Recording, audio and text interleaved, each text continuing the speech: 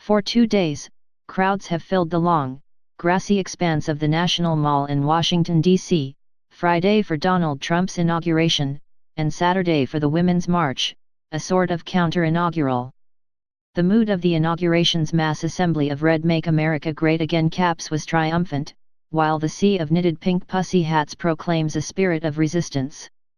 But since Democrats have limited power to stop the Trump administration and Republican-controlled Congress from carrying out their will, the left's brave assertions of resistance carry an undertone of anger and despondency. The past several years haven't been kind to Democrats. Since the Tea Party movement began brewing in 2009, Democrats have lost control of the House of Representatives, the Senate, and the White House.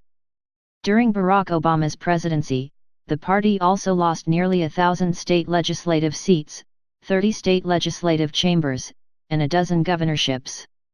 Majority control allows the GOP to cultivate a deep bench of up-and-comers, while the few nationally visible Democratic leaders are mostly elderly.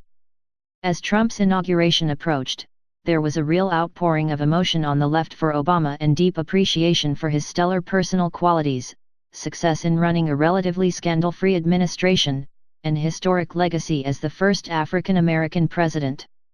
Obama will leave office with a 60% approval rating, among the highest for outgoing chief executives, as polling suggests that nearly 2/3 of Americans rate his presidency as a success. In legislative terms, however, Obama accomplished little after 2010. His supporters would say that was because he faced unrelenting opposition from Republicans in Congress, and that is true to some extent. But Obama had little contact even with members of his own party on Capitol Hill. He was the antithesis of a flesh-pressing, deal-making political leader like Lyndon B. Johnson. As a result, most of Obama's governing accomplishments in recent years came in the form of executive orders and regulations, which are now about to be undone by Trump and Congress. Defeat has sharpened divisions within the Democratic Party. The unexpectedly close primary contest between Hillary Clinton and Bernie Sanders revealed tensions between the party establishment, which mostly embraces a pragmatic center-left orientation, and the activists pushing the party toward Sanders' version of democratic socialism. In the aftermath of Clinton's loss, and the Democrats' failure to retake either house of Congress, there have been heated arguments over whether the party has veered too far toward identity politics, the celebration of diversity and its ever-lengthening list of permanently aggrieved constituencies, or whether, on the contrary, the party has lost its electoral mojo because it has sunk into acquiescent, passionless centrism. One thing all Democrats can agree on is opposition to Trump, but it is unclear how far they're willing to go to oppose him. Many on the left still have a hard time believing that Trump won the election, and many others proclaim the need to resist normalizing his presidency or even conceding its legitimacy. But few really expect that kind of toughness and discipline from Democrats. It is hard to imagine liberals attached as they are to concepts of orderly government and democratic process trying to shut down the government to extract concessions from Trump, as conservatives attempted with Obama in 2013. And with 10 Democratic senators up for re-election in states Trump carried, it is unlikely that the party will present a united front against all Republican nominations and initiatives. Democratic resistance is likely to crumble if Republicans are canny enough seek common ground with them on issues such as infrastructure repair and modernization.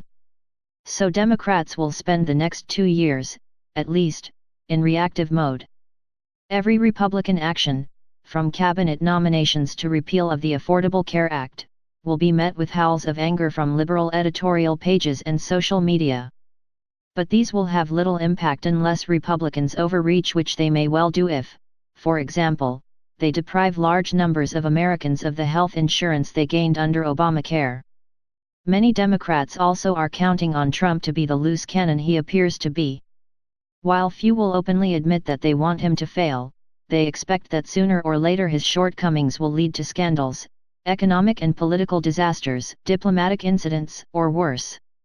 The only thing to give them hesitations about impeaching Trump would be the prospect of his succession by Vice President Mike Pence, whom many regard as the more dangerous ideologue.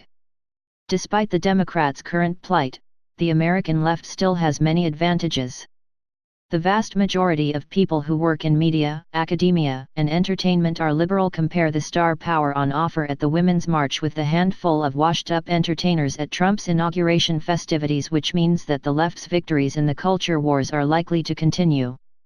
Young people continue to flock to the cities and the population continues to become more diverse and better educated.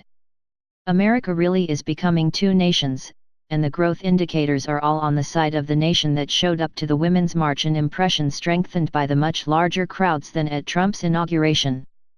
In the long run, demographics may become destiny if Republicans can't improve their appeal to millennials, minorities, women, urbanites, and college-educated voters. And, of course, as speaker after speaker has reminded the crowds at the Women's March, Clinton won the popular vote. Conservatives would respond that Clinton's nearly 3 million vote margin plus $5 will get you a tofu kebab at the food truck near the mall, since the Electoral College is all that matters. But the scale of the demonstrations should make politicians uncomfortably aware that this is a deeply divided country and that there's no overwhelming popular mandate for extreme policies.